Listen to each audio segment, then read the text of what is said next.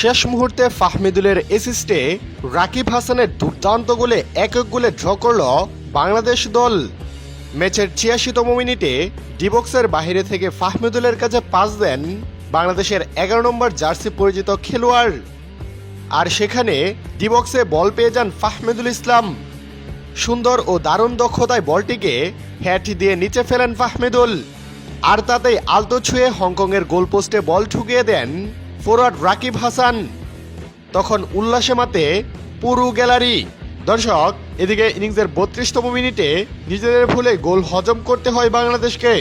বাংলাদেশের ডিফেন্ডার তারেক কাজী ডিবক্সে হংকংয়ের এক প্লেয়ারকে মারাত্মকভাবে ফাউল করে বসেন। ইচ্ছে করে তাকে ফেলে দেন তারেক কাজী, আর তাতে বাংলাদেশের কপাল পড়ে পেনাল্টি পেয়ে সেখান থেকে গোল মিস করেননি হংকং।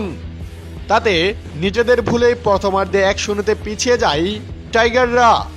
তবে বিরতি থেকে ফিরে আক্রমণাত্মক ফুটবল খেলে হামজা চৌধুরীরা একের পর এক আক্রমণ শানায় শামিদ সুম ফাহমিদুলরা। ম্যাচের ৫০তম মিনিটে গোল করার বড় একটা সুযোগ পেয়েছিল বাংলাদেশ দল।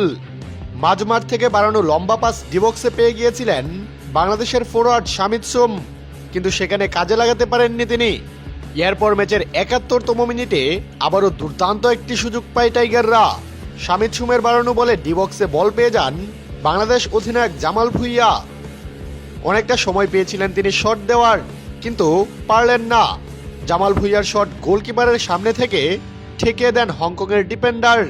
এদিন হামজা অবশ্য তার দায়িত্বটা ভালোভাবে পালন করেছিল।